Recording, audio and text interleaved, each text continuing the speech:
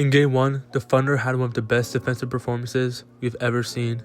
Memphis had a 76.4 offensive rating, which was the worst in any playoff game since 2017.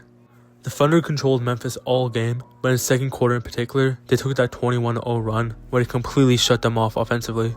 The Thunder had built their defense on forcing the ball one pass away and shrinking the floor for the offensive creator, and it's on perfect display here. Alex Caruso plays perfect defense laterally here, where he's able to force him to the middle of the floor and just aggressively swipe to force him to pick up the dribble.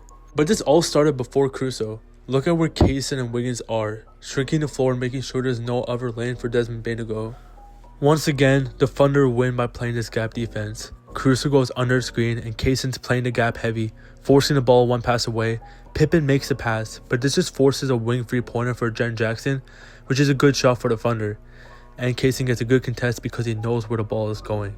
This form of gapping defenses can really frustrate opposing offenses because it just does not feel like there's any space on the floor, and you're really just winning with length and anticipation on the defensive end. This is just an insane defensive play by Jalen Williams. Caruso gets beat on a closeout, so Kaysen, who is guarding Jaren Jackson Jr., steps up and helps the closeout. But J-Dub knows that the only place that Bane can pass to is the corner to Jaren Jackson, so he steps up and anticipates the pass perfectly. And this is the entire advantage of playing this type of defense. You force a lot of turnovers to low IQ playmakers. A fun little wrinkle that Mark Daigneault has done all season is just pressure a team out of timeout, so they just cannot get whatever play they design and just completely mess up their entire game plan. This is one of my favorite defensive plays all night. Scottie Pippen Jr. tries to attack Kaysen Wallace, gets completely cut off, so they try to post up Jaren Jackson Jr. empty side. He takes a dribble too, immediately swarmed by help, tries to get to the middle but he can't, so he kicks out to Desmond Bane. Caruso closes out well, forces him into help. Bane makes a good pass to Scottie Pippen, but Kaysen gets his hands on it. It's a shot clock violation. I mean, what are you supposed to do against that as an offense?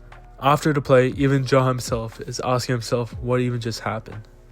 After minutes of bad offense, the Memphis Grizzlies finally get an okay look, and it's the Desmond Bane pull-up too, where even then he's hesitating. At this point, Memphis is caught a bit off guard, and they're trying to play a bit faster, forcing the ball to Jaren in the post early. J-Dub takes the bump, forces him to lose the ball, and obviously Kaysen Wallace is just right there, and this is complete domination in the first 3 or 4 minutes of the quarter. At this point, it's starting to look like JV versus varsity. Caruso gets a little poke on Bane. He gets over the screen, perfectly engages.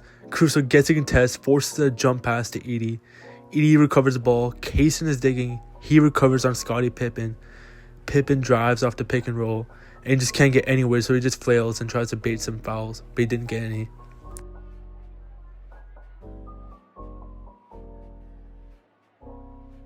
Ja Morant finally checks in, but the same issues are prevalent for Memphis. They just can't attack closeouts. Caruso is playing it perfectly, Kaysen digs, and you're forcing a Ja Morant three-pointer, which you're obviously fine with.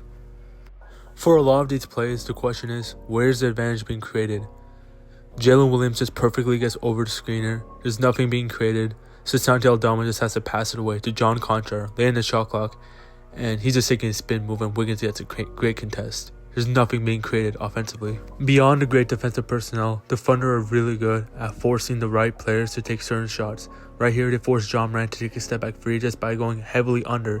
And again, these are shots you live with all day. He shoots 28% of them all season. Memphis finally scores offensively at the 6:35 mark when Ja Morant finally gets these free throws, but even again, this is great defense shutting off Ja from the paint, making him live in that 8 to 10 foot floater range.